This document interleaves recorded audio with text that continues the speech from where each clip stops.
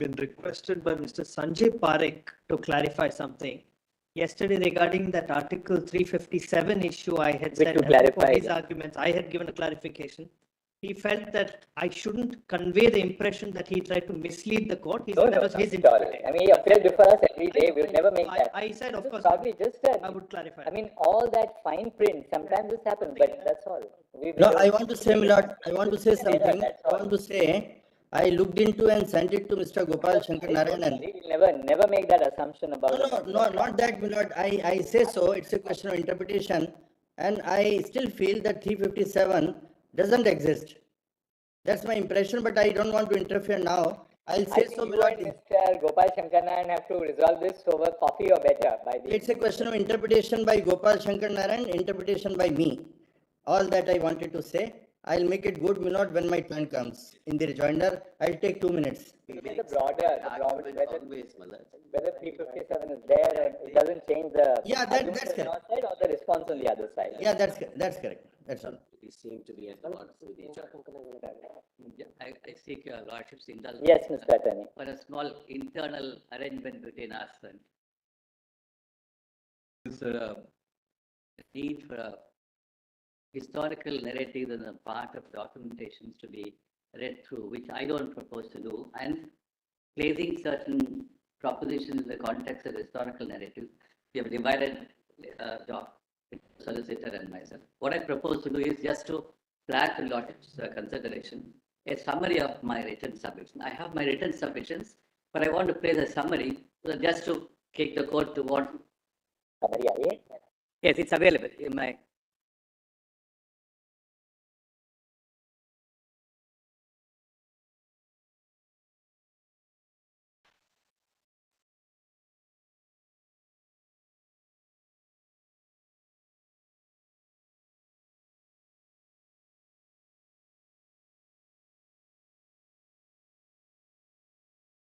Who you are appearing for, likewise for the solicitor. But as a matter of bifurcation, both of you would be appearing for the Union of India, right? All right. And so between the two of you will be appearing for the Union and the state. The rest are all for interveners, Mr. Dwivedi, Mr. Giri, Mr. Salve, Mr. Jetmanani, then Guru, and Mr. Nataraj, you will be appearing for the Union? Okay, but then if something, all right. Subjects are not bifurcated, there won't be any repetition. Mr. Banerjee also appears for whom? Vikramjit Banerjee as ASG appears for whom? Vikramjit also would be allowed for the Union. Can you then suggest one thing? If something remains, then that can be covered, because we need not then. Whatever timeline is given, they are our timelines, and it is always subject to your Lordship's final call. So after we complete with the first 2 arguments, we'll realize what canvas remains. Then I think. But I just thought after you have taken and the attorney has taken 2-3 days, whether Mr. Banerjee will require 1 day to argue for what would be. He didn't say 1 day. Oh, he says 1 day. That's why you. 1 day. That's why One day. On part of my colleague. No, I'm sorry. It's a mistake on part of my colleague. So Nataraj is 1 hour and he is 1 day. So I was wondering. No. That is also 1 hour, but all right. That is outer. Kindly correct it, Manoj. That's a mistake on our part. All right. Yes, Mr. Attorney. As we travel along, the days can become hours. I'm sorry, your Lordships. Broadly, no, and I'm sure after you people have finished, they will see whether they want to add something or not.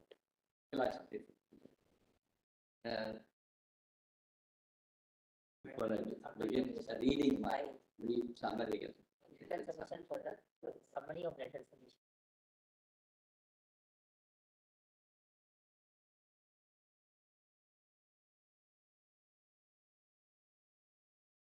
Lordships could locate it's in the written submissions folder. It is titled Summary of Written Submissions. It's a 2-page document. Before I do that, I must certainly thank all my esteemed colleagues on the petitioner who brought in a lot of very insightful understanding of this emotion, passion-ridden issue and complicated from many angles. And we tried to bring our own, if possible, keeping in mind the objectivity as well as the neutrality which is to be involved in understanding this. And some American historian have said objectivity is not neutrality. Therefore, sometimes these things can become problematic. So, keeping in mind, and I am also reminded of a very famous statement made by Abraham Lincoln in 1864 in response to a border territories conflict issue. He talked about balancing the nation, losing the nation, and preserving the Constitution. And he said,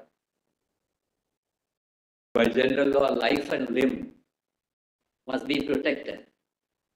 But yet often a limb must be amputated to save a life, but a life is never wisely given to save a limb. I'll place that very full extract of it later on the thought. For balancing between losing the nation and preserving the Constitution. Which will be my running theme in trying to say, if you want to say that Constitution will be preserved in the context of the processes, due processes, the fairness of the processes, and how these procedures are important for the integrity of the Constitution on the one hand, and losing the nation on the other hand. Equally, Mr. Attorney General, we can't postulate a situation where the ends justify the means also, right? I know about that, but means has to also be consistent with the ends. We all of us understand that. So very often this question confronts all of us, both in personal life, public life, the politics of the nation, the dynamics of the political process, and so on. But then that is a question which definitely confronts. So how do you find answers which will probably produce the most possible solutions? So let me try to read this summary. No factual or legal foundation. Is that what you're reading? Or? The summary of it. Summary,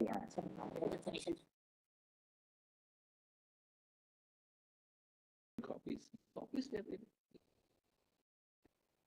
Yeah. New copies.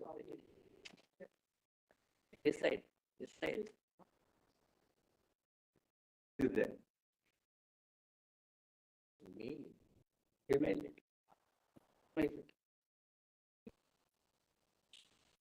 Lordships do not have it. Can I hand over a?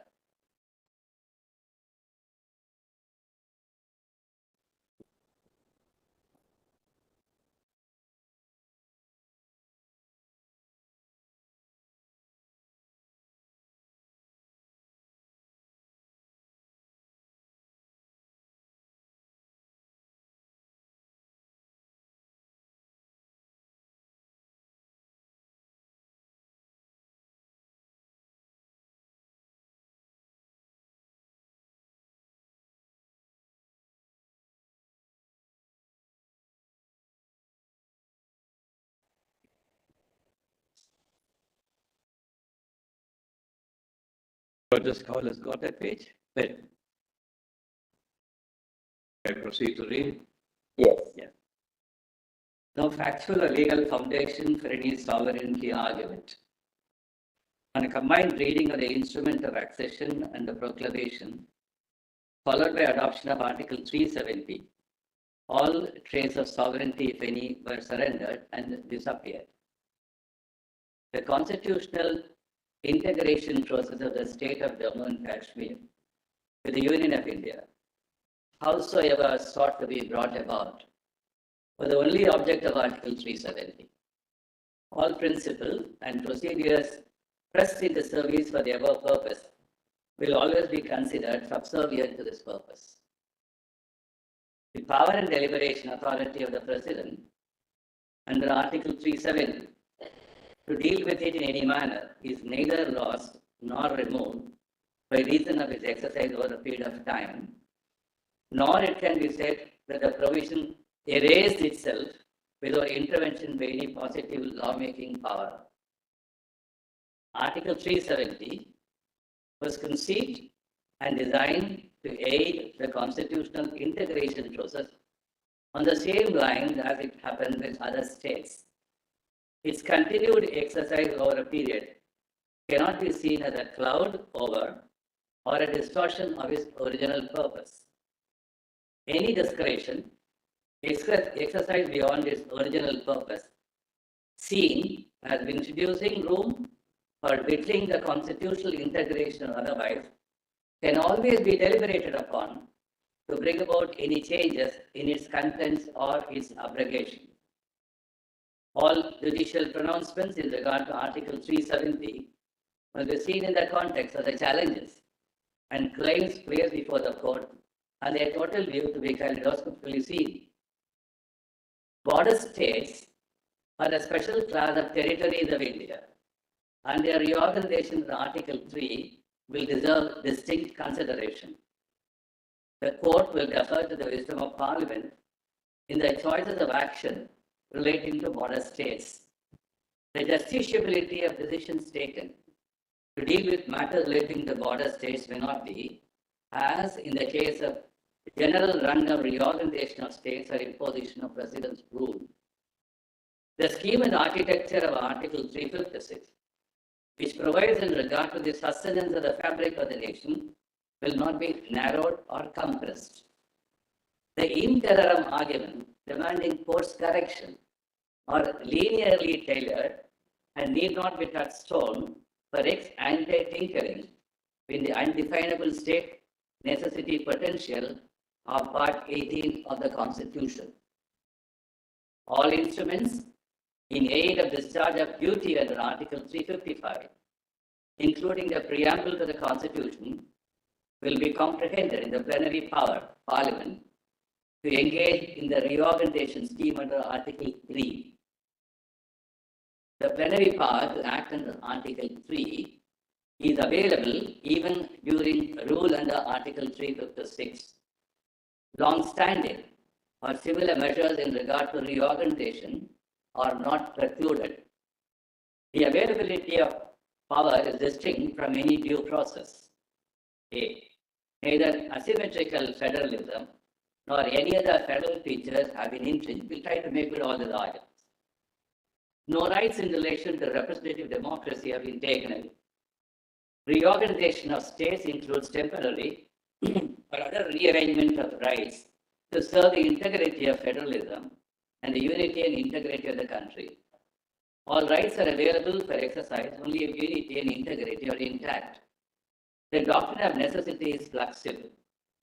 The long history of internal disturbance, lack of availability of real measure of rights and justice are matters that can be legitimately taken into account for paving the path for due course rearrangements. No person can have a vested right in favor of a perennial state of unrest, and all instruments of law which have not subserved peace and justice have no inherent justice right to continue to exist, to right to exist or to continue.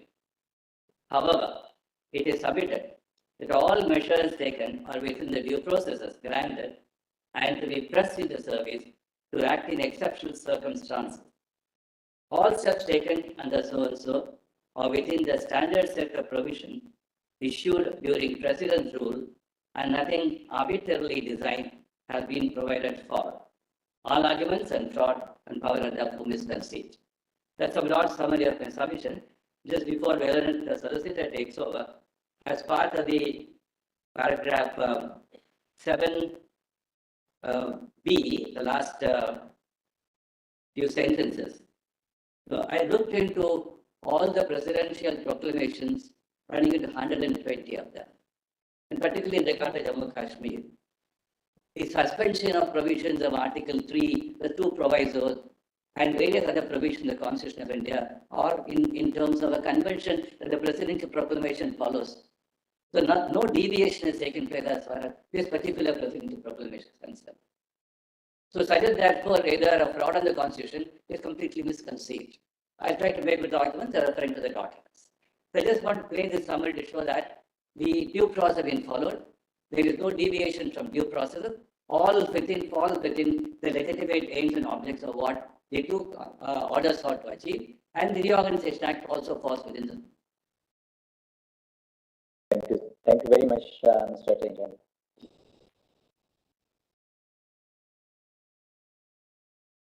Yes, Mr. Sul.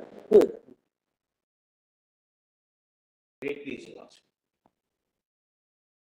But as indicated by the petitioners, your lordships would be taking a historical decision in more than one base.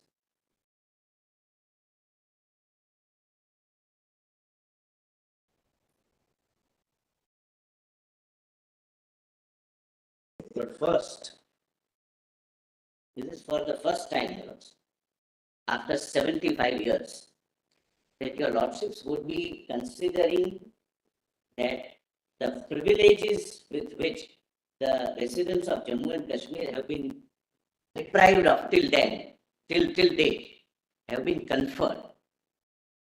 And I'll make this submission good, that so far, Article 370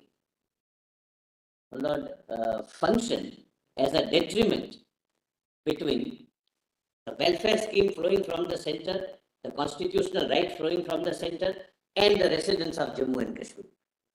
But second thing, but because of this confusion, whether it is temporary or permanent, there was a kind of a psychological duality which was in the minds of one particular region of our country, though since inception of the constitution, it became part and parcel of inalienable and integral part of India, but there remained a psychological duality, whether induced or otherwise.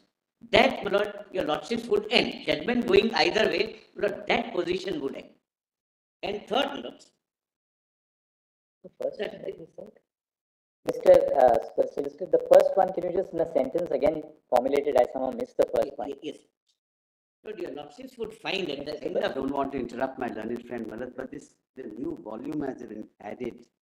2 new volumes have been added, which were not there before, 2 days ago. I don't know, Malad, I may be wrong.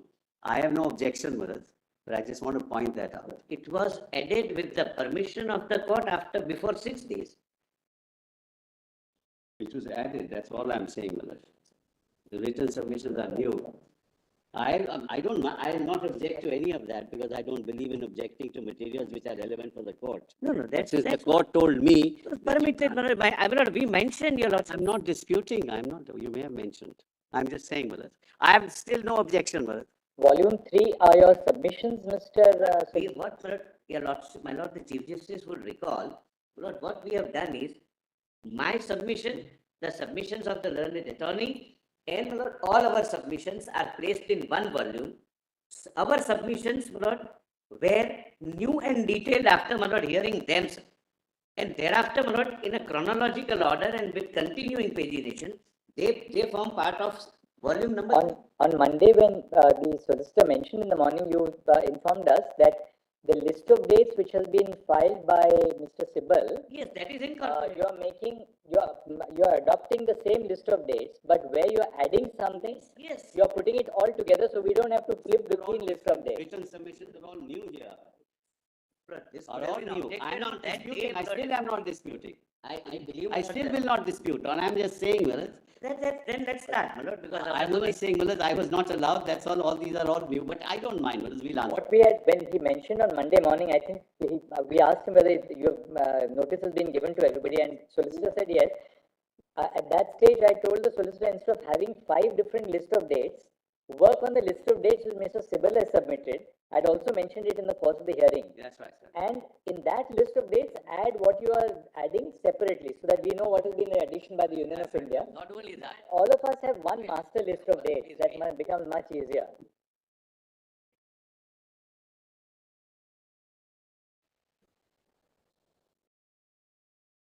I don't know. I would say it would have been better if this objection would have been raised. Because these. Let's not, Sorry. my lord, people are watching, let's not be, my lord, school children like objections, my lord. It was given on that very day at night. No, it's because the Not court right. had Apart from that, Not please informed. hold your tongue. Document is created on 24th August, which is today. The PDF says it's created 24 August.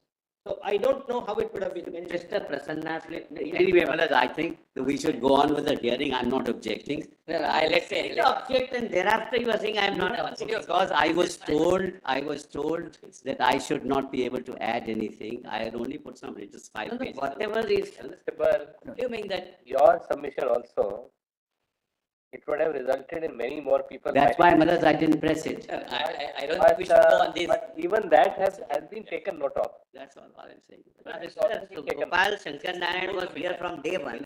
He could have told us, but my lord, I must make a positive statement. Before we mentioned before your lordships, the previous night, this was placed on record with a service to all.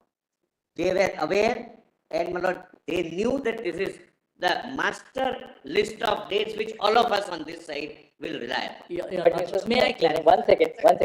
Mr. Solicitor, on your master list of dates, I hope you have maintained the integrity of the original list of dates. Yes. Where you want to add something that you have indicated to us in a separate note or separate color or track change. What I have done, my lord, I believe at the outset that it seems my list of dates contains something because this first objection appears to be the best point now after my lord, this list of dates. But leave it at No, Mr. Solicitor, the reason why we ask you is when one sits down to dictate the judgment, I hope in the list of dates we will know what is Mr. Sibal's part and what is your part. So long as that is there, it's no difficulty for us. Come to page 1 of my list of dates.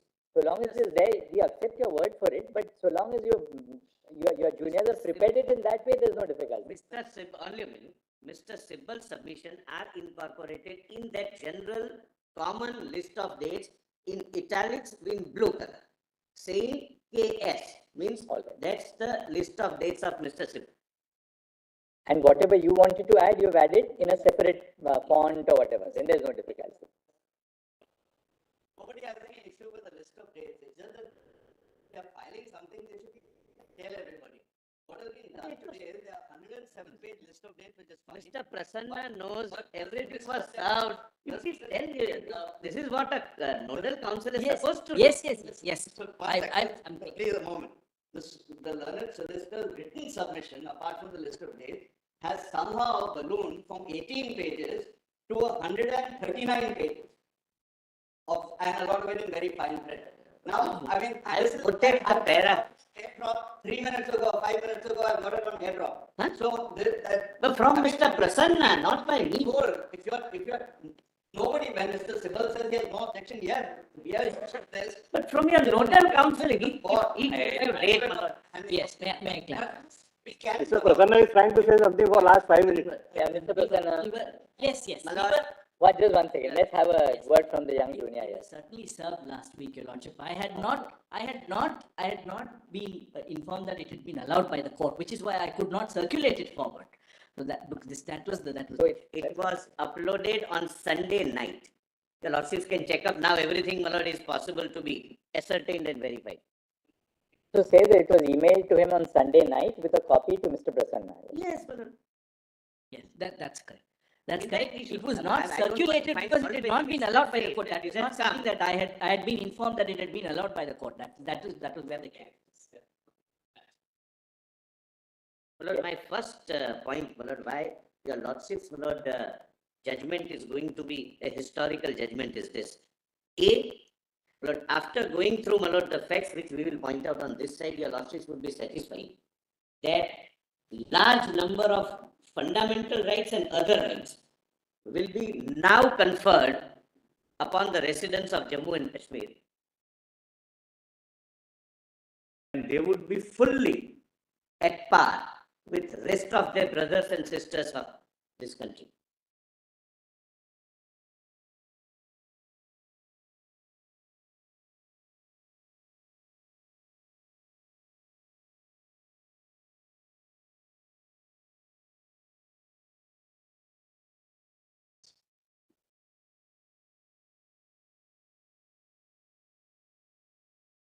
Yes.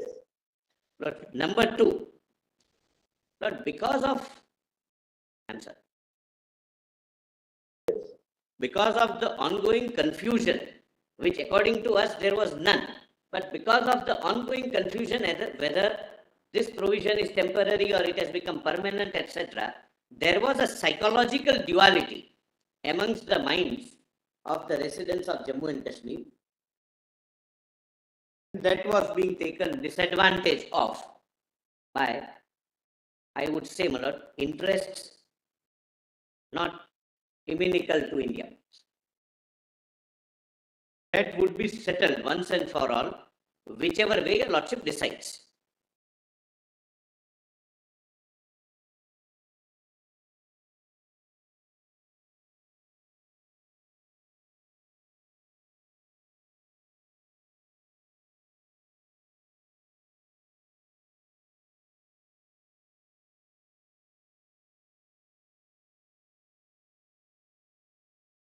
Yes. No, my lord, I'll take your lordship, my lord. I must, my lord, assure your lordship that yesterday we undertook an exercise that your lordships have been appraised with almost everything, my lord, on facts. But your lordships are specifically not appraised with many things. So, my lord, in my list of dates also, we have, my lord, marked which portions we would not trouble your lordships by reading. So kindly directly come to, my lord, in that common compilation, page 6, PDF page 6. Volume 3.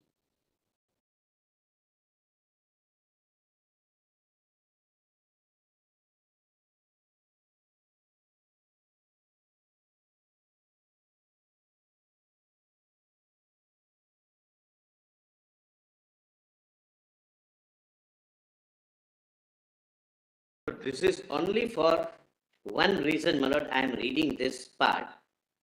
My Lord Justice Gawai was pleased to put a question. There was a Praja Sabha constituted, your lordship would recall. And my lord's question was, what was the composition of the Praja Sabha? No, that is what is mentioned. Your lordship would find the second date, my lord, on this page is 20. Just only one thing, Mr. Agarwal, Mr. Kanu Agarwal. I'm not asking the solicitor this. In the list of dates, there is some dates which are marked by the light brown, Yes. one by green, one by blue, and Please come yeah. to page So, 4. is there a distinction for our Please come purpose to between page is there a like green, blue? It's a legend. Page 4. Page 4 will be the answer. We just want to see Page 4. then we have clarity, you know. This is one of the color scheme which we have used. All History of Kashmir is this color. All right. Then British events, law and statements. Agree. Then blue will be Indian constitutional history. Red with the process of integration, etc. This is the relevance of the color. All right. But your lordships need not bother about that. Once All right. the flow I have kept chronologically. So therefore colors might keep on changing depending upon the legend, but the flow will continue. And where you say KS in italics, that is Mr. Sibbal's original. Fair enough. Got it. Sibbal's submission. Therefore, your lordships may consider not keeping Mr. Sibbal's submission side by side. It contains everything verbatim. Much easier. As my lord produced before your lordships. That's all I wanted to show. Date 20th of April 1927. I'm not reading it, but this is Mr. Sibbal's submission in his list of dates, and I have not missed, my lord, any date from his submission. It is in blue color and in italics. The next date is 22nd April 34. Maharaja Hari Singh enacted 1934 Constitution of Jammu and Kashmir. This law established a legislative assembly called Praja Sabha, which was to function under the supremacy of the Maharaja. Lord, answering my Lord Justice Gawai's question, the Praja Sabha was to have 75 members, of which 12 would be officials, 33 elected members, and 30 nominated members. Then, my lord, the rest your lordships can consider skipping, my lord, and kindly come to, my lord, 7. Just, my lord, taking your lordships chronologically, your lordships have seen this provision as well. I am just, my lord, refreshing your lordship's memory without reading the provision. Lord, this is a part of Government of India Act 1935. Lord, why it has become long the relevant parts are quoted for your Lordship's immediate reference. My Lords may not have to go through volume 1, PDF, page so and so, but page numbers are also mentioned, my Lord, if your Lordship would like to go through. Please see, my Lord, at page 8, section 6 of Government of India Act 1935. Accession of Indian states. A state shall be deemed to have acceded to the Federation if His Majesty has signified his acceptance of an instrument of accession executed by the ruler thereof, whereby the ruler for himself, his heirs, and successors, Lord, declares so and so, so and so, so and so. Lord, the purpose of showing this is to, Lord, point out to your Lordships, and ultimately I'll assist your Lordship with that proposition and one or two judgments on this. The moment the accession is complete, the sovereignty gets lost. The sovereignty is subsumed with the bigger sovereign. Yes, sir. So there is a Privy Council judgment and few other judgments also, Lord, which we'll, Lord, take a little later on. So there is one trivia, Lord, I have just added it. It doesn't make any difference for either of us.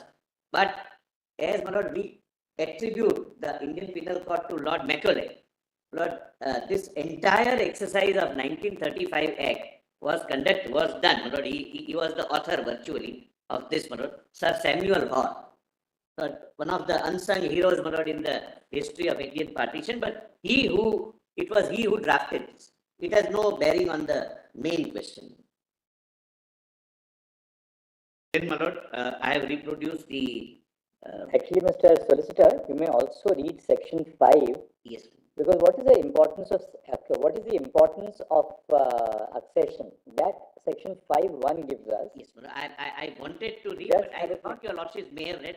But No, kindly yes, come but we to, need Lord, to highlight that. 5, Because page 7. it shall be lawful. They just read that, only It that. shall be lawful for His Majesty, if an address in that behalf has been presented to him by each House of Parliament, and if the condition hereinafter mentioned is satisfied, to declare by proclamation that as from the date therein appointed there shall be united in a federation under the Crown by the name of the Federation of India. A. The provinces hereinafter called governors' provinces, which were under the direct British sovereignty or suzerainty, my Lord, as the case may be, were functioning through the Governor General. Then B. The Indian states which have acceded or may thereafter accede to the Federation, and in the Federation so established, there shall be included the provinces hereinafter called Chief Commissioners' provinces, Lord, the smaller regions which eventually... The consequence of an accession under the Government of India Act was that then the acceding, they would be united in a federation. The federation. The key words really in 5 are united in a federation. In a federation. So, Lord, that is the first stage of losing sovereignty.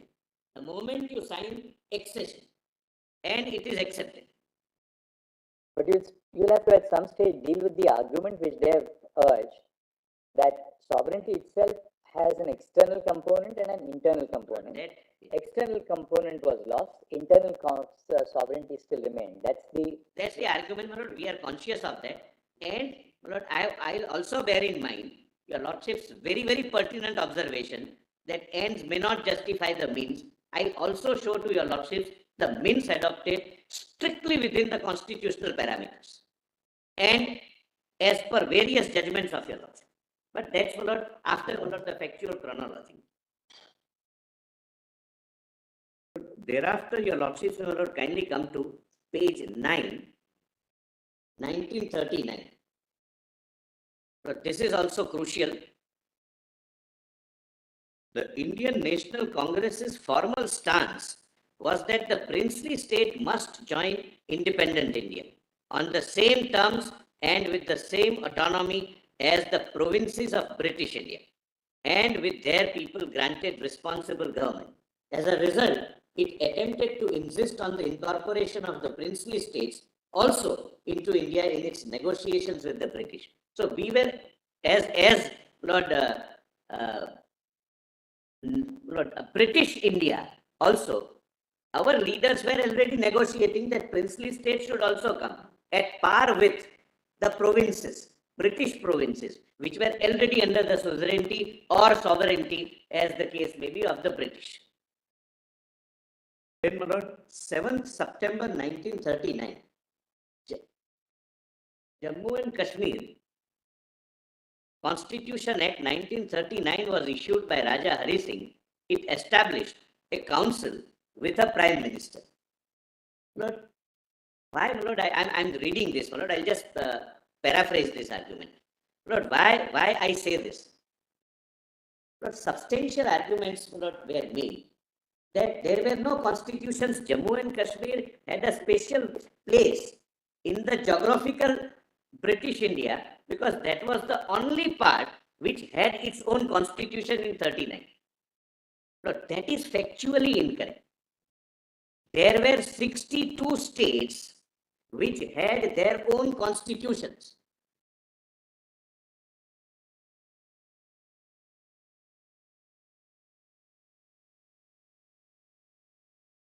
Whether they are named as constitution or any instrument of governance, internal governance. I am just trying to show that the argument that Jammu and Kashmir had a special status from the beginning, which continued till date, is factually wrong. The foundation is wrong. And 286 states were in the process of framing that constitution during this period of late 40s, late 30s, 39 onwards.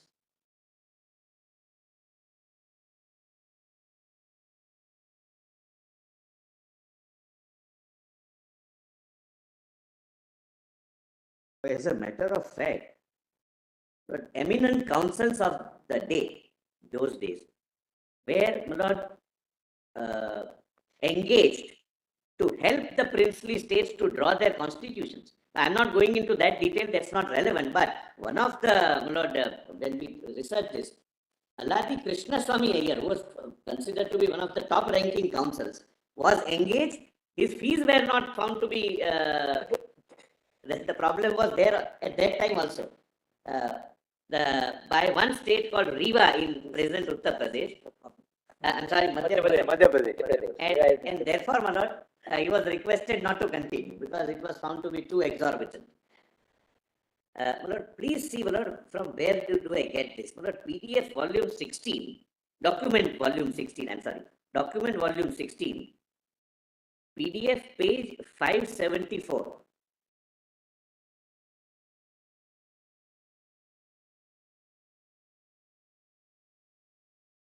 Document volume 16.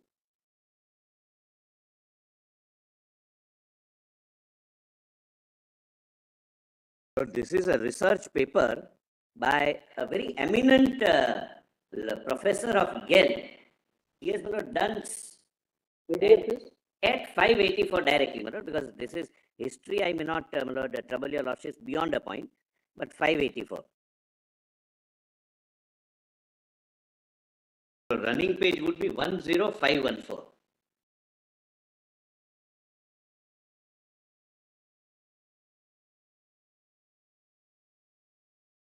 But as a matter of fact, some of them made their constitution and thereafter immediately signed the accession also. And I'll also show to your lordships from this chronology that the draft accession agreement was common to all. Everybody has signed the same draft. I'll come to that. Please, my lord, see the second line. However, at page 584, my lord Justice Khanna and my lord Justice. Yes, I got. Yes, my lord Justice Call has that. However, the inauguration of Shahpura Constitution did not prevent the prince from signing the next day the instrument of accession to the dominion of India in 3 areas of defense, external affairs, and communications, as many other princely states did at the same time.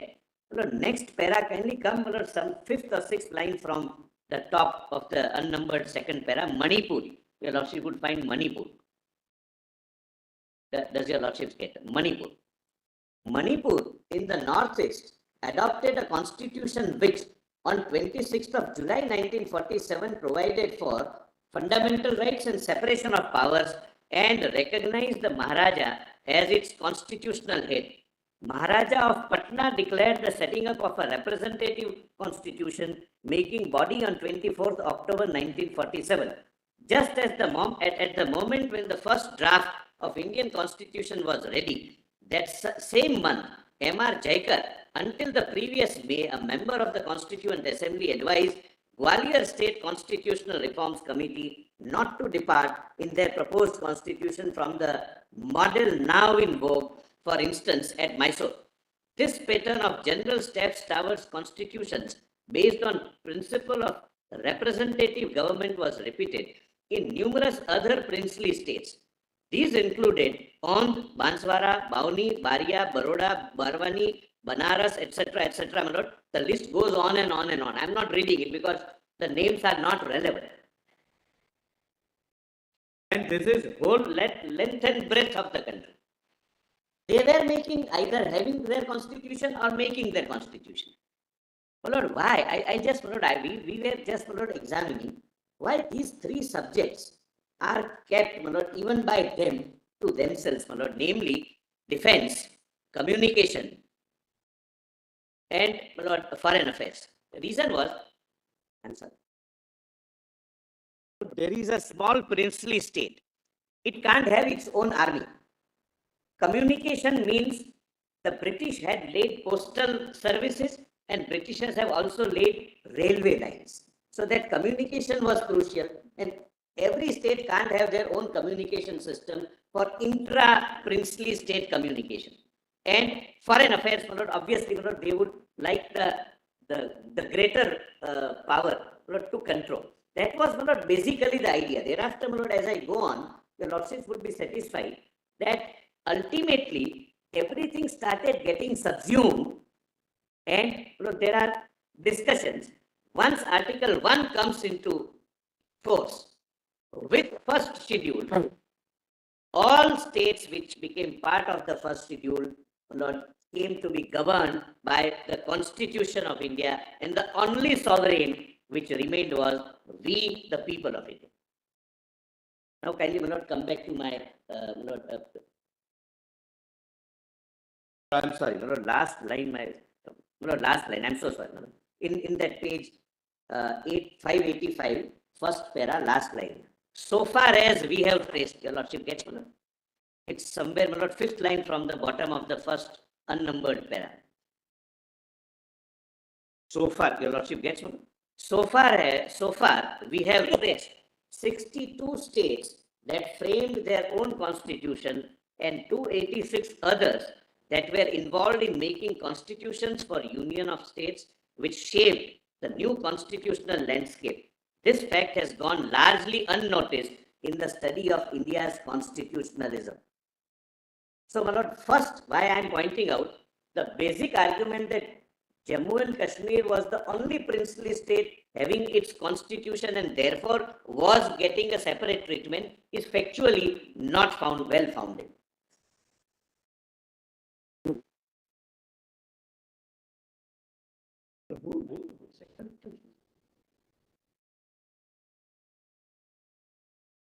Lord, now your Lordship, kindly come to my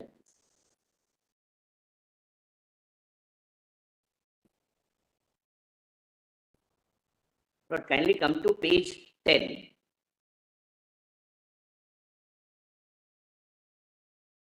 Your Lordship, page 10 of the list of dates. Page 10 starts with Mr. Sibbal's note, my Lord, which I have quoted verbatim. Then 12th May and 22nd May, the Lordships may not, my Lord, invest time in that. Kindly come the next date, 16th May 1946. The cabinet mission planned by the Britishers issued a statement regarding its report. Under paragraph 15(1) and 4 of this statement, the cabinet mission plan recommended that Union of India, which should necessarily deal with defense, foreign affairs, and communication of princely states. They only recommended, my Lord. In the note of my learned senior, my Lord, it is differently mentioned that it was decided. They only recommended.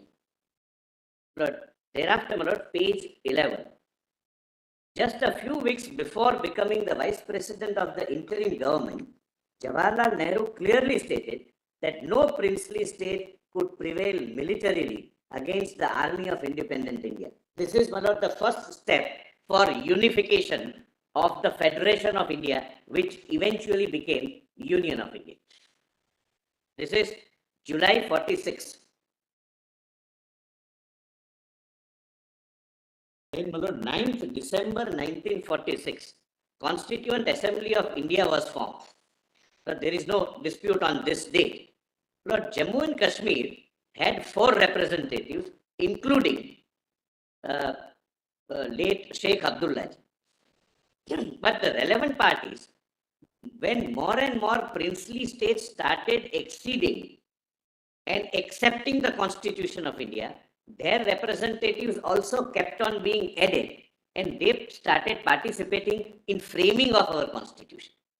And my lord, I will come to that, my lord, at an appropriate. One clarification. Yes. The 4 representatives of Jammu and Kashmir were there from the beginning or only in October? No, my lord, not from the beginning. They came, my lord, subsequently.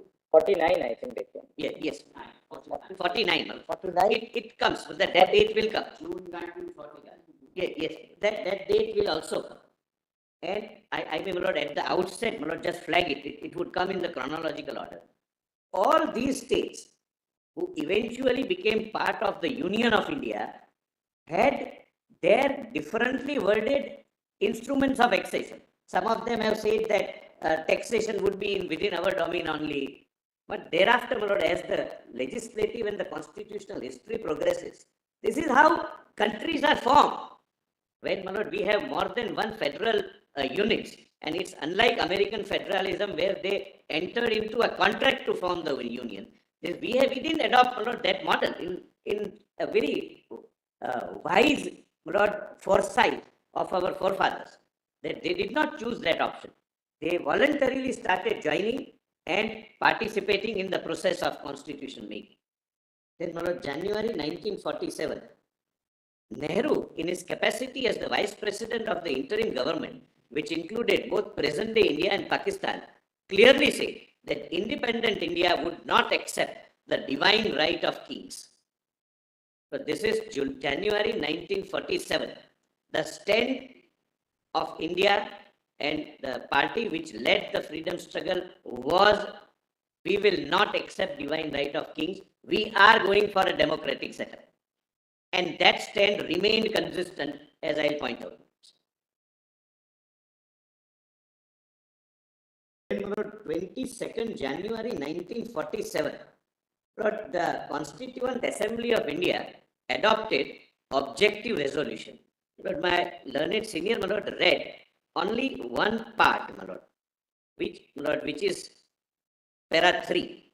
Lord, let me read para 3 and then rest of them. These were the broad, lord, kind of objection reasons based upon which the Constitution was to be framed. Para 3. Declared that princely states that had joined the Union of India, whether with their present boundaries or with such others as may be determined by the Constituent Assembly, and thereafter according to the law of the Constitution, shall possess and retain the status of autonomous units, together with residuary powers, and exercise all powers and functions of government and administration, save and except such powers and functions as are vested in or assigned to the Union. Lord, the interpretation given by the petitioner was that the autonomy was the foundational stone of the constitutional making. Lord, this autonomy will have to be understood from the subsequent paragraphs. States are still autonomous in case of, Lord, list 2, schedule 7, etc. There are several provisions giving them an internal autonomy while being a part of the larger Union of India. Paragraph 4, this, according to me, should be read. Declared that all power and authority of the sovereign independent India, its constituent parts and organs of the government are derived from the people. The seeds of democracy born for the first time. That the sovereignty would vest in we, the people of India. Then 5, declared that there shall be guaranteed and secured to all the people of India justice, social economic and political, equality of status. Kindly mark this, equality of status was the above goal while framing the constitution. One union or one segment of the Union of India cannot be deprived of the rights which are enjoyed by rest of the countrymen. Then 7, declared that there shall be maintained the integrity of the territory of the republic and its sovereign rights on land, sea and air according to justice and law of civilized nations. And 8, declared that this ancient land attains its rightful and honored place in the world and makes it full willing so and so, so and so, so and so. Now your Lordship kindly see the next day, 25th January 47, the resolution for the establishment of the Union Powers Committee in the Constituent Assembly was passed. But your Lordships can skip the next day, the statement by Clement Attlee, the then Prime Minister of Lord Britain. Then, my Lord, 17/4/1947, the first report of Union Power Committee was that is, my Lord, of the Constituent Assembly, was published widely, expanding the scope of phrases, defense, foreign affairs, communications, and powers necessary to raise the finances required. Further, the State Committee further recommended in para 3 powers and subject which were inherent or implied or resultant from the express powers of the Union, that is judiciary, services, RBI, etc. It was also hoped that certain other subjects would be included in the Union list or like insurance, planning, banking, patents, etc. But this is the first report. Lord, the note of the petitioner, my Lord, which I have quoted, does not mention, my Lord, about this first report. They have directly gone to the second report. Therefore, my Lord, this has its relevance in the chronology. I have placed it. Lord, second, the date can be, my Lord, skipped. Nothing done on that. Constituent Assembly resolution appointing Union Constitution Committee, etc. Lord, 3rd June is an important date. 3rd June 1947. The legislative representatives of the Indian National Congress, the Muslim League, and the Sikh community came to an agreement with Lord Mountbatten on what has come to be known as 3rd June Plan or Mountbatten Plan. This plan was the last plan for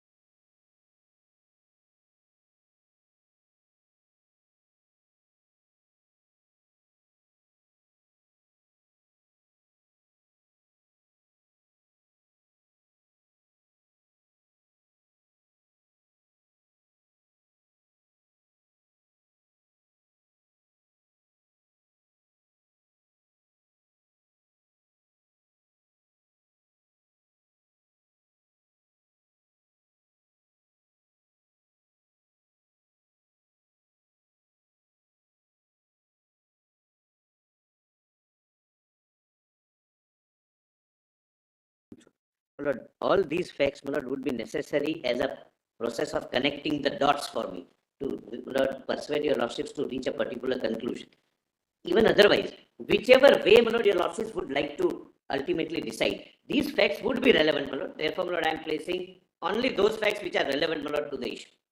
Lord, now Mountbatten Plan comes. This is the only plan, Lord, for independent India, last plan. The British government proposed the plan announced on 3rd June. Lord, I'm sorry, Mr. My learned senior, Mr. Dwivedi points out that this resolution, which I say, Lord, objective, Lord, was thereafter passed, framed and placed before the Constituent Assembly in 46, which was approved by the Constituent Assembly. And the preamble, my lord, draws inspiration from that one. The lordships have seen the words. There was a lot of discussion also on that. Yes. On this resolution. Yes, my lord. It was proposed by Pandit Jawaharlal Nehru. Yeah. On 13 December 46. Dr. Ambedkar criticized a lot about that. Yes. He said that there are many things which are missing in what we have promised. Lord, as a matter of fact, the first letter of Dr. Ambedkar, while introducing the draft constitution, makes a very interesting read. So his speech of 4th of December 1948. Yes. Lord, when we go through the Constituent Assembly debates of India, Lord, we really feel as citizens that we were in safest of the hands.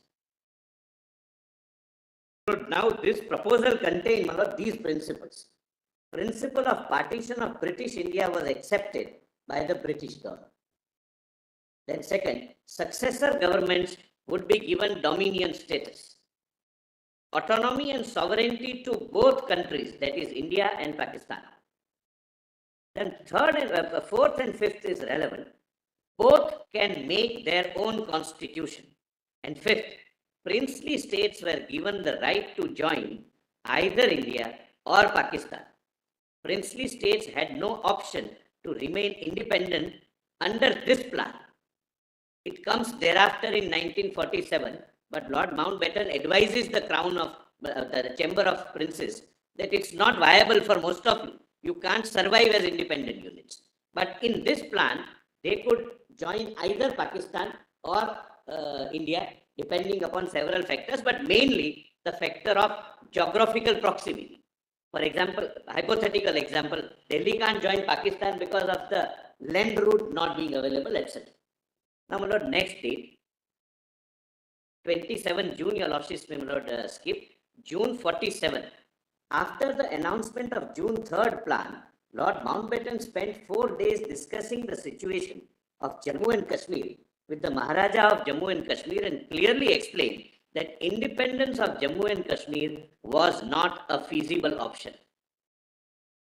Then Viceroy, 13th of June 47, Viceroy Mountbatten invited Nehru, Sardar Patel, Acharya Kripalani, Jinnah, Liaquat Ali Khan, and Sardar Abdul Nishtar and Sardar Baldev Singh to attend an informal meeting to discuss the problem of the states. Lord, I may not read the whole. The purpose was that you create one separate department which would deal with integration of states. That was, my lord, the States Department, and the first secretary was Mr. V.P. Menon. My lord, this function under Sardar Patel. V.P. Menon was the first secretary, and he has written 2 books, my lord, as your lordships were told, on a request from Sardar Patel that you document it. You are the first person, yours have the first-hand information, and he has written both the books without being judgmental or without giving his value judgment. He has narrated the facts as he witnessed. Most of the documents are also signed by him. Letters are also signed by him. He had taken part in several negotiations also with princely states. Then, my lord, your lordships can skip 15th June 1947, Congress Working Committee. My lord, the same continued that will not accept divine rights of princely states. We are going for democracy. And, my lord, they rejected specifically the concept of paramounts. The Congress was dealing with this issue and negotiating with the Britishers and with, my lord, princely states. Then 17 June 47, Nehru wrote to Mountbatten stating that Kashmir was of first importance to India as a whole and specifically as a great strategic importance of that frontier state. We were conscious, my lord, from that day.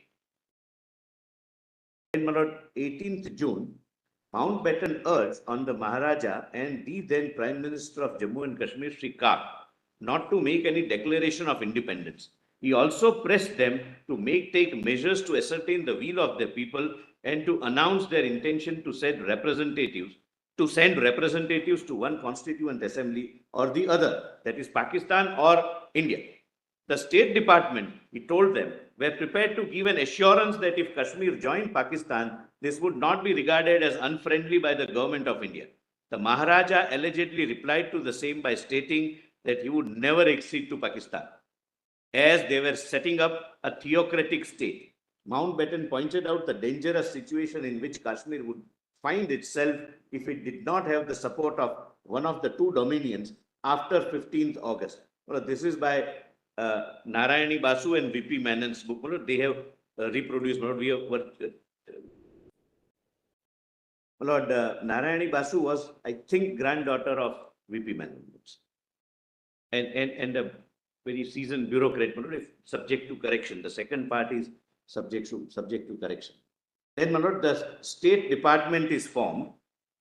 That date, my lord, your lordships can consider skipping. Then 3rd July 47, Sardar Patel wrote to Hari Singh stating that interest of Kashmir lie in joining the Indian Union and its constituent assembly without any delay, and also say that its past history and tradition demands it, and all India looks up to you and expects you to take this decision. At this juncture, India was not contiguous whole, and princely states were scattered across the length and breadth of the territory of the country. Then 5th July 47, department as the State Department was a part of the Ministry of Home Affairs headed by Sri Sardar Patel, came into being, and Sardar Patel issued a statement as under. But please see, my lord, page, my lord, 16, your lordships can directly come to, and only the highlighted part, my lord, so that I'm not, my lord, investing your lordship's time more. I have few words to say, my lord, your lordships have. See, my lord, we have dealt with every princely state in a democratic manner, and everyone has voluntarily come, including Jammu and Kashmir, as I will show, my lord, further. I have a few words to say to the rulers of Indian states, amongst whom I am happy to count many as my personal friends. It is the lesson of history that it was owing to her political fragmented condition and our inability to make a united stand that India succumbed to successive waves of invaders. Our mutual conflicts and interns, quarrels and jealousies have in past been the cause of our downfall and our falling victims of foreign domination a number of times. We cannot afford to fall into those errors or traps again. We are on the threshold of independence. Then, my lord, again the highlighted part. But there can be no question that despite this separation, a fundamental homogeneous culture and sentiment reinforced by compulsive logic of mutual interest would continue to govern us. Much more would this be the case with the vast majority of states which, owing to their geographical contiguity and indissoluble ties, economic, cultural, and political, must continue to maintain relations of mutual friendship and cooperation with the rest of India. Lord, please, my lord, come to next page, my lord, 17, highlighted and bold part. My lord, I am skipping something which is in the same breath, my lord, same line the Lord Sardar Patel says. Nor would it be a policy, my lord, I am reading the highlighted part only, nor would it be my policy to conduct the relations of the new department with the states in any manner which severs of the domination of one over the other. If there would be any domination, it would be that of our mutual interest and welfare. My lord, this is where, my lord, Sardar Patel showed the seeds of, my lord, federalism and balance of powers. That nobody would be dominant, nobody would be subservient. The only thing dominant would be our mutual interest and unification and unity of the nation. Then, my lord, 5th July 47, the Union Powers Committee submitted its second report, my lord, which was placed by my learned senior, my lord, Mr. Sybil. Kindly, my lord, first was not placed, and I want to read fully, my lord, only a part was read, my lord, read, and it may have, my lord, potential to assist your lordships. Only highlighted part, my lord. Or I may read, my lord, the full. Momentous changes have since occurred. Some parts of the country are seceding to form a separate state, and the plan put forward in the statement of 16th May, on the basis of which the committee was working, is in many essentials no longer operating. In particular, we are not now bound by the limitations on the scope of union powers. The first point accordingly that we considered was whether in the changed circumstances, the scope of these powers should be widened. We had no difficulty in coming to a conclusion on this point.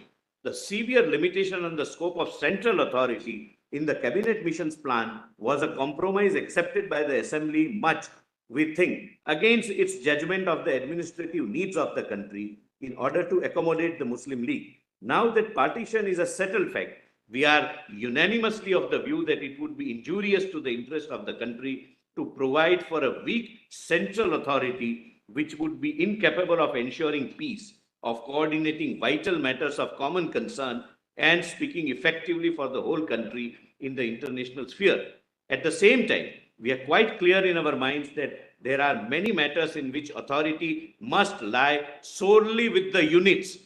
Lord, stronger center, but federal structure. Lord, therefore, we say it's more unitary than federal or more federal than unitary. Lord, that is the first rule. Units, and that to frame a constitution on the basis of a unitary state would be a retrograde step, both politically and administratively. We have accordingly come to the conclusion, a conclusion which was also reached by the Union Constitution Committee, that soundest framework for our constitution is a federation with a strong center.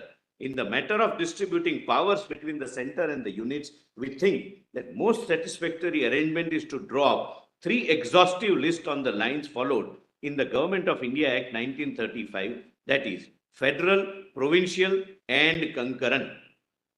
Lord, appendix to this report, my Lord, please see the note. The appendix to this report had a union list with a wide array of subjects, that is 87 in total, my Lord. Now we have 97, my Lord. Now, my Lord, kindly come to, my Lord, the next date, 10th July 1947. So this is a very important statement made on the floor of British Parliament by Clement Attlee, the then Prime Minister of India.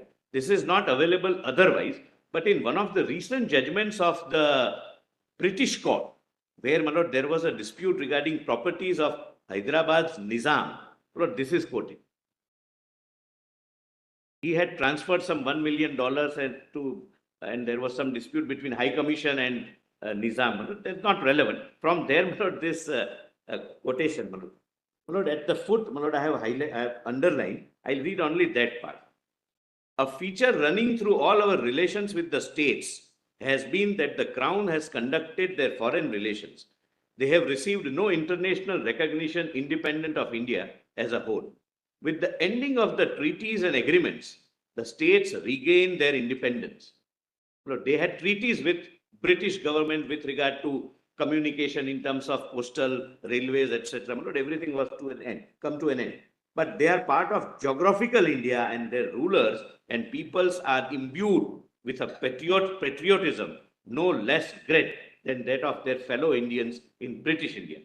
It would, I think, be unfortunate if, owing to the formal severance of their paramountcy relations with the Crown, they were to become islands cut off from the rest of India. The termination of their existing relationship with the Crown need have no such consequences. Underline, it is hope of His Majesty's government that all states will, in due course and their appropriate place within one or other of the new dominions within the British Commonwealth, but until the Constitution, etc., I can skip that. Lord, the position was clear that princely state became independent technically, but not viable independent units. Lord, may I start at 2?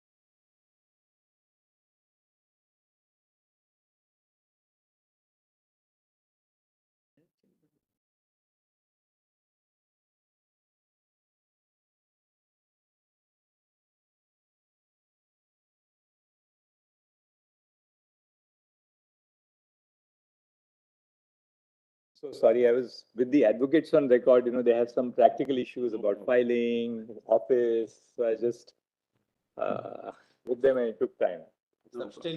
Our own members of the bar who have some, they are responsible to the clients. And, yeah. Of course.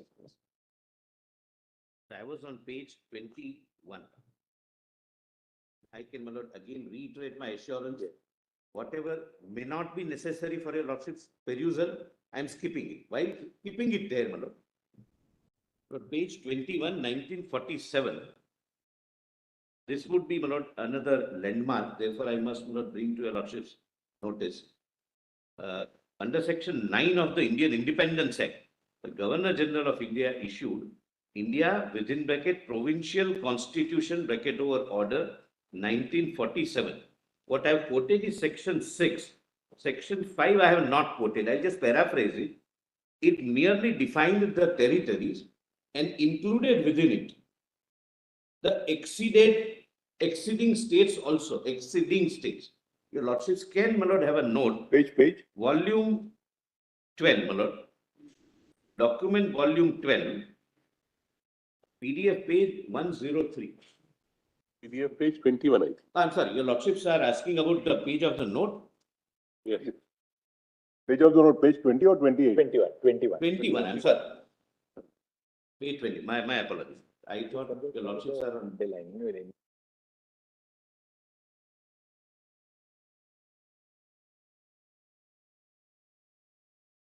Yes.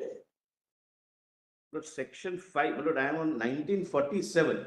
That is the date, your lordship. My lord Justice Yes, calling this is the way it is. Under section 9 of the Indian Independence Act 1947, the Governor General of India. So 1 second. I'm sorry, my lord, my note. My apologies, my lord, I should have been clear. My note, which your lordships would find respondents' conjoint written submissions. Volume 3, my lord.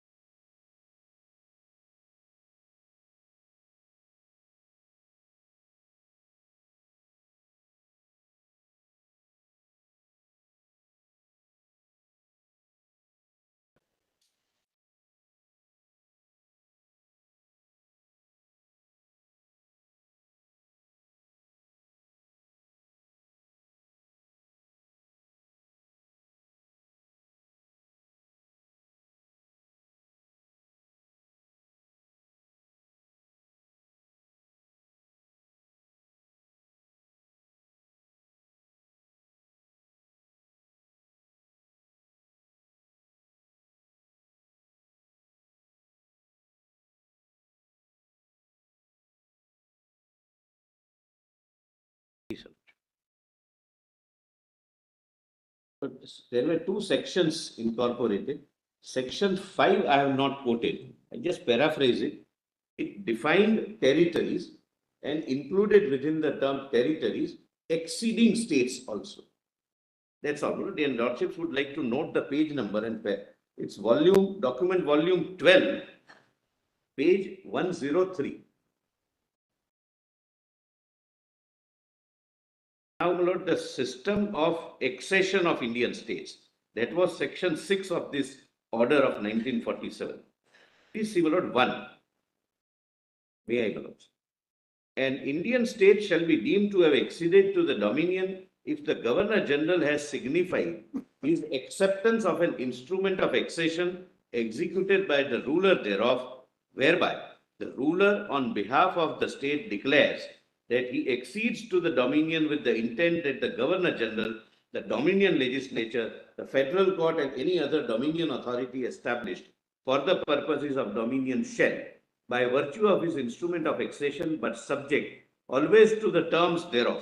Please mark this, Mother, that's the case of the other side, Mother. Therefore, I must bring it to your lordship's notice. And for the purposes only of the Dominion, exercise in relation to the state such functions as may be vested in them by order under this Act, and assume the obligation of ensuring that effect is given within the state to the provisions of this Act so far as they are applicable therein by virtue of the instrument of accession. Now, two, this is important, and this was common, my lord, obviously for all who wanted to exceed or have exceeded.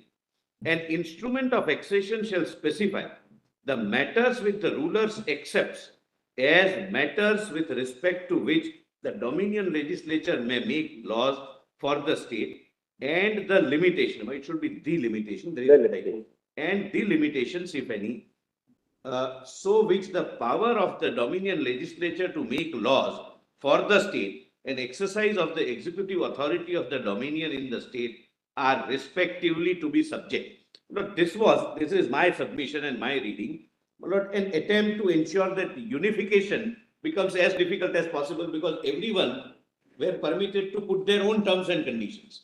That if you are a princely state, you can exceed, but subject to the terms and conditions. And see how beautifully the founding fathers of our constitution, my lord, dealt with that situation, unified the nation, and the ultimate result was Article 1. Actually, this was intended to create a sense of confidence in the princely states.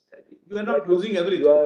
You are acceding to the union, but we are giving you the ability to have reservations in your instrument of accession, by virtue of which you will retain certain subjects to yourself, or you will accept the jurisdiction of the federal legislature, the Dominion legislature, subject to some restrictions which you can yourself impose. So that you have that option. We must also put ourselves at that point of time.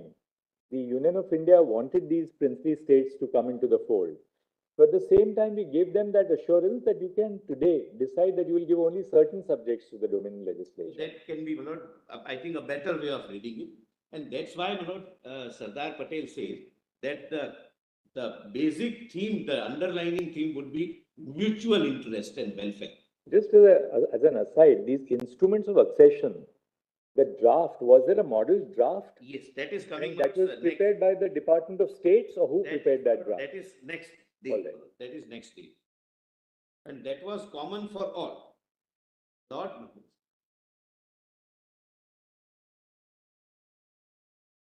The subsection 3, learned AG, is guiding me to the variation of the instrument by a supplementary instrument executed by him and accepted by the governor, vary the instrument of accession of his state by extending the functions which, by virtue of that instrument, are exercisable by any dominion. So he can forego, he can kind of waive, or he can permit the dominion to do that.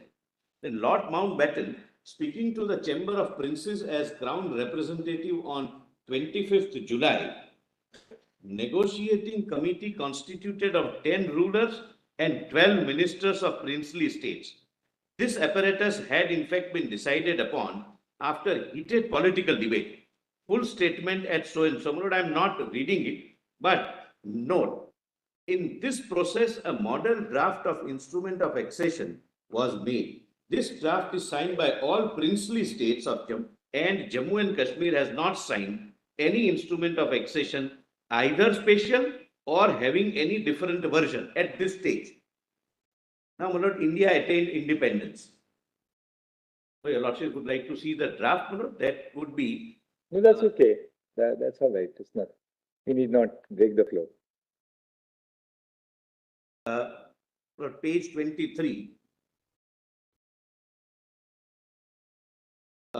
After 15th August 1947, after independence, Lord Ismay, on the recommendation of Lord Mountbatten, went to Maharaja of Kashmir to persuade him to choose one of the dominions. Then 27th September 47, Nehru wrote to Sardar Patel claiming that the Pakistani strategy is to infiltrate Kashmir now and to take some big action as soon as Kashmir is more or less isolated because of coming winter. Nehru had anticipated. And these words proved to be prophetic. This, in fact, happened, and as my lord, it is pointed out subsequently. Then, my lord, Pakistan continued hit and run border raids in Kashmir Then 2nd October 47, Sardar Patel writes to Hari Singh, stating that Sheikh Abdullah will be coming to Delhi shortly and we shall endeavor to reach a sensible solution to the difficulties you have from that quarter. So that is the quarter means the Sheikh. That you have some problem which are flagged by Sheikh Abdullah ji, so we will sort it out. Then your lordships would find 15/10/1947, Meherchand Mahajan, Lord, he was the Prime Minister of the then Kashmir, and Lord, incidentally, Lord, he became Lord, a judge of federal court and Lord, eventually Lord, sat in this court Lord, as a Chief Justice of India. Complained to the British Prime Minister that government of Pakistan had broken the standstill agreement, which was between Kashmir and Pakistan. And the whole of state border from Gurdaspur to Gilgit was threatened with invasion, which had already begun in Punj. Then government of Jammu and Kashmir sent a protest letter to the Governor General and the Prime Minister of Pakistan against breaches of the standstill agreement and the continuous raids. Then, my lord, your lordships can skip this. In the autobiography of Justice Mahajan, Lord, this incident is narrated that when he was traveling along with the Maharaja of Kashmir, how his life and the life of the king was saved, my lord, by a sheer coincidence of an intuition of the king that instead of this guest house, we may better stay in some other guest house. So that's all, my lord. Then your lordships may kindly see 22nd October 1947.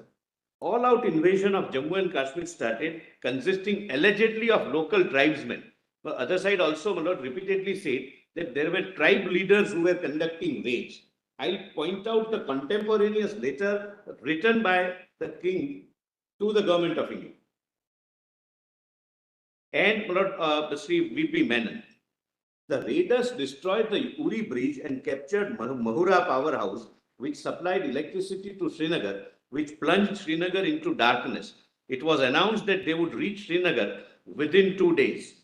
Then 24th October 47, Government of India received a request for help from Maharaja. Then 25th of October 47, the meeting of Defence Committee was held, presided over by Lord Mountbatten, wherein it was decided that the Home Secretary V.P. Menon should fly to Srinagar immediately to study the situation on ground and report the same to the Government of India. V.P. Menon landed in Srinagar and found the entire city, into inverted comma, I quote, oppressed by the stillness as the graveyard all around, unquote.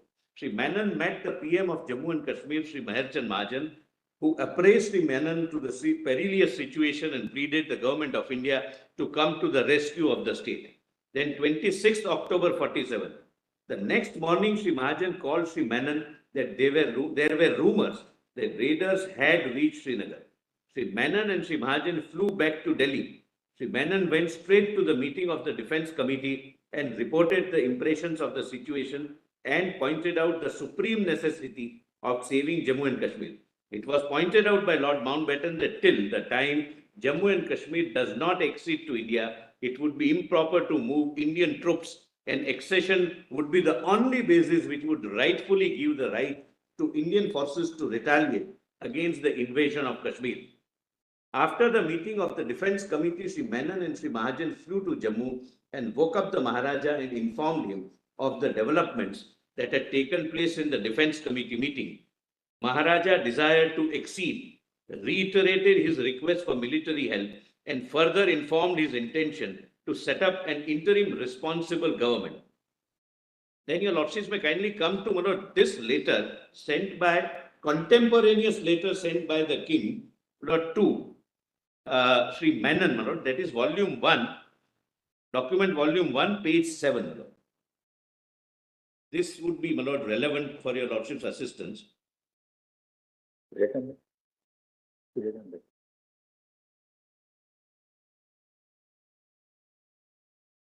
What were, my lord, I'm sorry. Document volume 1, PDF 7.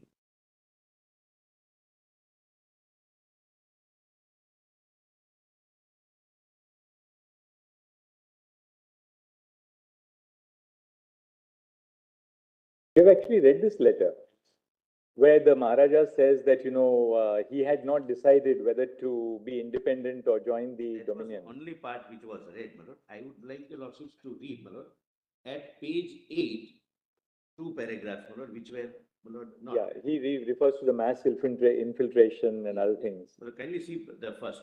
The mass infiltration tribesmen drawn from the distant areas of northwest frontier coming regularly in motor trucks using Manshera Muzaffarabad road and fully armed with up-to-date weapons cannot possibly be done without the knowing of the provincial government of Northwest Frontier Province and the government of Pakistan. In spite of repeated requests made by my government, no attempts have been made to check these raiders or stop them from coming to my state. The Pakistan radio even put out a story that a provisional government has been set up in Kashmir. The people of my state, both the Muslims generally, have taken no part at all. With the conditions obtaining at present in my state and to great emergency of the situation as it exists, I have no option but to ask for help from the Indian Dominion. Naturally, they cannot send the help asked for by me without my state acceding to the Dominion of India. I have accordingly decided to do so, and I attach the instrument of accession for acceptance by your government. The other alternative is to leave my state and my people to freebooters. On this basis, no civilized government can exist or be maintained. The alternative I will never allow to happen as long as I am the ruler of the state and I have life to defend my country. So this letter is taken by Mr. Menon to Sardar Patel, and the Maharaja said that he had instructed his ADC that if Menon comes back, well and good. That means, everything is according to plan. Otherwise, he said, shoot me when he told his ADC to shoot him dead when he's asleep, he said. He said, if he comes back, don't wake him up. Don't wake me up. Otherwise, if he doesn't, then shoot me, because I would not like to be shot by the enemy forces. That was the, that's how, beautifully sent later, so long as there is a life in me, I'll defend my people. Now, my lord, I am coming back to page 26, my lord. Yes, Surekhan, now. So, second, my lord, this is accepted. The instrument of accession is accepted. Then 22nd,